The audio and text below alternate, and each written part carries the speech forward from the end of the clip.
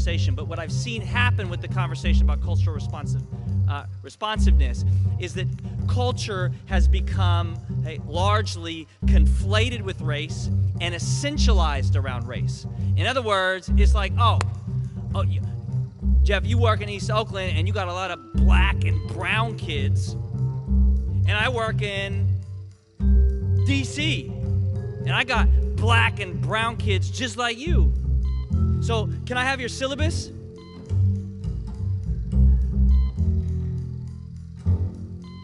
Okay, so where we're pushing the conversation is that two things that I want you to really think about. One, race is a component of culture, okay? But it does not define culture, right? Gender is a component of culture. Sexual identity is a component of culture. Class is a component of culture. Zip code is a component of culture. Okay? Youth is a component of culture, right? So if you're really culturally responsive, right, it means you're attentive to all the elements of culture. Language is a component of culture.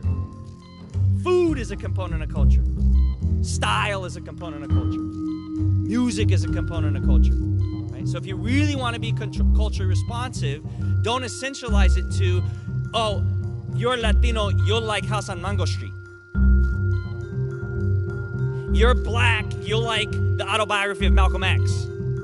Okay? It's way more complicated than that. So where we're actually pushing the conversation is to sub out the word cultural responsiveness and insert the word community responsiveness.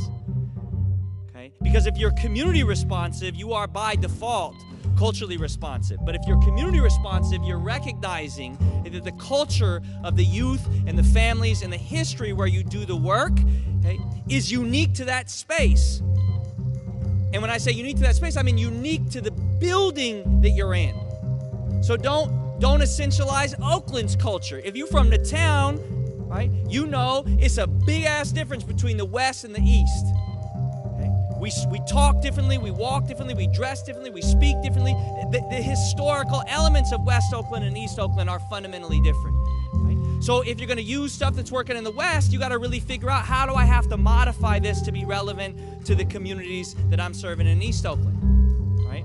So think about what it means to be community responsive, to develop curriculum, pedagogy, assessment, that is responsive to the particular needs of the community. In order to do that, you have to become an ethnographer of the community you serve. And you got to get on the streets, you got to get into the neighborhoods, you got to get in the barrios, you got to get into homes, you got to talk to preachers, you got to talk to community organizers, you got to talk to the ancestors, okay, about the history, the place, and the space where you're really doing the work. Okay, that's the only way that you can be community responsive, which by default means, okay, that Pearson can never be community responsive.